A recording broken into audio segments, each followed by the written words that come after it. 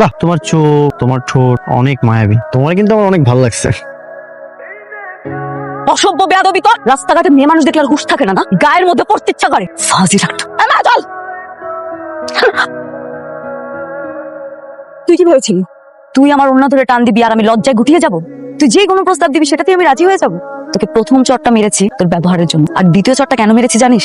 যাতে আজকের পর থেকে কোনো মেয়ের মানহানি করার আগে একবার হলো তুই ভাবিস, মনে রাখিস। চল মা।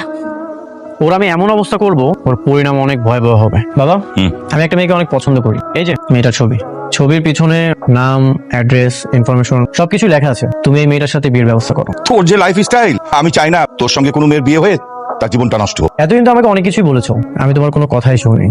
বন্ধুদের সাথে আড্ডাবাজি বন্ধ করতে বলেছো, সেটাও শুনিনি। অফিসে যেতে বলেছো, সেটাও যাইনি। এখন থেকে আমি তোমার সব কথাই শুনি। যদি এই মেয়েটার সাথে আমার বিয়ের ব্যবস্থা করো। তুই কি শিওর? 100% শিওর। ওকে, ঠিক আছে। তুই আমাকে থাপ্পড় মেরেছিস, একবার তোকে বিয়ে করে বাসায় নিয়ে আসি, তোর জীবনটা আমি ধ্বংস করে দিব। আপনি আমার বাসায়? আমি একটা প্রস্তাব নিয়ে এসেছি। প্রস্তাব? কিসের প্রস্তাব?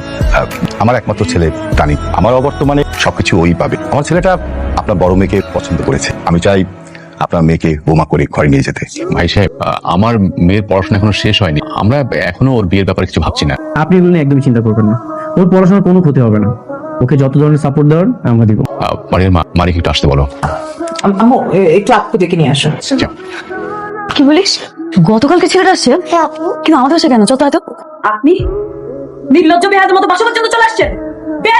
বের হন বলতেছি। কি ধরনের কথাবার্তা মারিয়া? মানুষ কি বলবে? ওনারা তোর জন্য বিয়ের প্রস্তাব নিয়ে আসছে। বিয়ে? কাকে বিয়ে করব? এর মতো চরিত্রহীন লম্পট ছেলেকে বিয়ে করব? যে ছেলে কিনা রাস্তাঘাটে মেয়ে মানুষ দেখে হুঁশ থাকে না, ওন্না ধরে টানাটানি করে, তাকে বিয়ে করব আমি? কি কি বলতেছিস? কারণ তো টানা রেখেছো মা? আমার ওন্না ধরে টানাটানি করেছে। বাবা, তোমাকে তো বলাই হয়নি, তোমার শরীরটা ভালো ছিল না, তাই আর বলিনি।